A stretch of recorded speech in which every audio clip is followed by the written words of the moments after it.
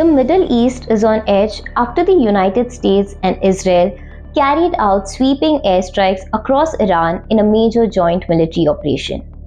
US President Donald Trump described the action as major combat operations.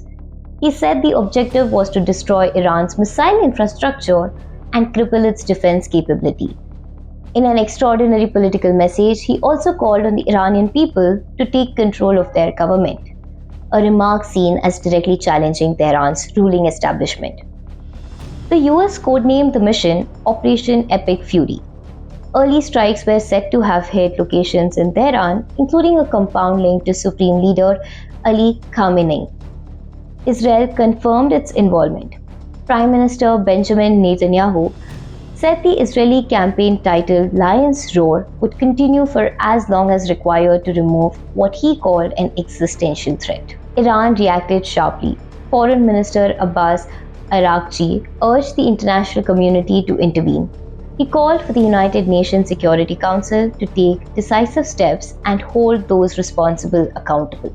UN Secretary General Antonio Guterres appealed for an immediate halt to the fighting. He warned that continued escalation could trigger a broader regional war with serious consequences for civilians and stability. Tehran retaliated swiftly. Missiles were launched towards northern Israel, triggering air raid sirens and explosions. The Israeli military said its air force was intercepting incoming threats. Iran also targeted US-linked military installations across the Gulf region.